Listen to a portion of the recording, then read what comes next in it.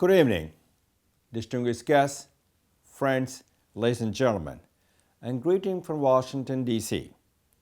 First of all, my sincere apology for not being able to join you all in person for the dinner hosted by my dear friend, Mr. Madhukar Jetli. I was unable to travel to India due to a prior commitment.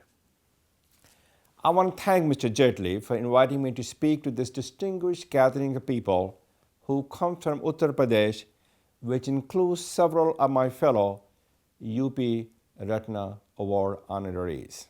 So thank you, Mr. Jetli, for making this evening possible. You're also a big reason for all of us were able to come together this week to celebrate our common UP heritage and brainstorm how the diaspora can contribute to the development of the state. You nurture the UP NRI department from the idea stage and lobbied hard for its creation. When it was finally created, you shepherded it by setting its goals and visions. UP Ratna Award, which I had the honor of receiving the other day, was also an idea that you incubated. Unfortunately, I was not able to travel to Agra for the UP Ratna NRI Day celebration and accept the award from Chief Minister Akhilesh Yadav in person. But let me tell you this, and I'm sure most of my fellow honorees also felt the same. I was proud, but I was humble and honored. I've always believed that there is no bigger honor than the honor and recognition given to you by your own people. I said this in my brief acceptance speech, but let me restate it here. I have received many awards, but this award is extra special because it comes from my homeland, Uttar Pradesh. Uttar Pradesh, where my journey began, it shaped my story and determined my destiny. I have been given 5 minutes to speak, so I'll finish my remarks with an observation and my foundation's plan to stay engaged and involved in the development of Uttar Pradesh. As a person who takes a lot of pride of being born in UP, who has lived most of his life in the United States of America, I'm really glad that the state has instituted a mechanism to engage the diaspora in a serious and meaningful way for the development of the state. I would be happy to be of any help, especially in one area that is close to my heart, education. I'm convinced the best way for Uttar Pradesh to realize its vast potential is by empowering people by education and economic mobility.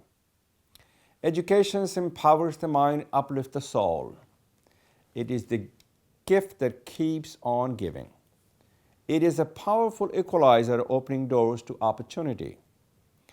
Education propels the individual and moves the nation forward. Education is the best way that we can build an economy commensurate with the size and potential of the state. Speaking of our potential, just think about this.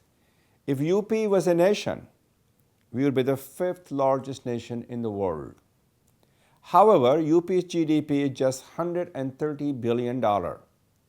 Washington, D.C., the U.S. capital where I live and work, has an economy roughly the size of Uttar Pradesh. The population of Washington is less than 700,000. Indonesia, a country with a population that's comparable to UP, has a GDP of $900 billion. Even India, the 5 southern states, Andhra, Karnataka, Kerala, Tamil Nadu, and Telangana, which together have a population of 250 million, just 50 million more than that of Uttar Pradesh, have a combined GDP of $400 billion. There is no question that we are punching way below our weight when it comes to economic development. This was not always the case. Until about 200 years ago, our region that was a key contributor to the global economy. It is time for us to recapture our place under the sun. And creating an NRI development and engaging the diaspora is a great first step. Uttar Pradesh has not been able to harness the power of the diaspora the way the states such as Gujarat and Kerala have been able to do. Non-resident Gujaratis and Keralites have made significant and sustainable contribution to the development of their states. So let us roll up our sleeves and step up to the plate. On my part, I've already made a commitment to support higher education in Uttar Pradesh.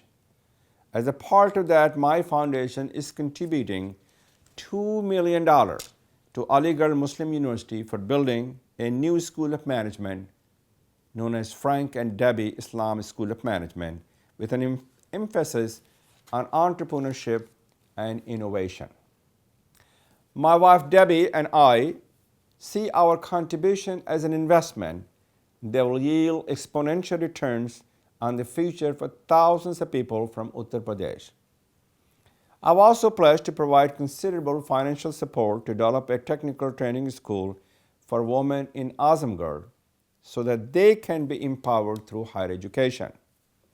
In future, I intend to support more such educational initiatives in the state. In closing, I want to say this again. I feel a strong connection to the past and the future of UP.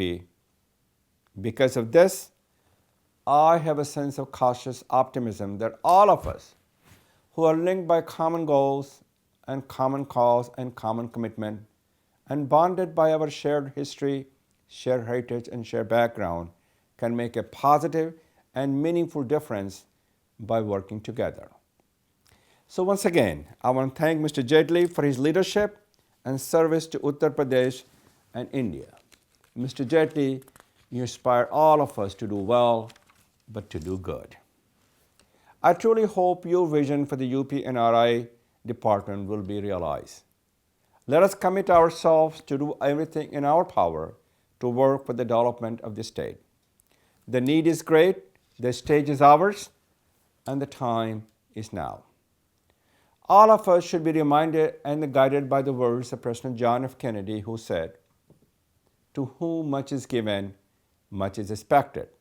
With that thought and spirit in mind, let us extend our help, our hope, our hand, and our heart to the people of Uttar Pradesh so they can move up the ladders of success. When they succeed, all of us succeed, India succeeds, and the world succeeds. I wish you all the best. God bless you all, and good night.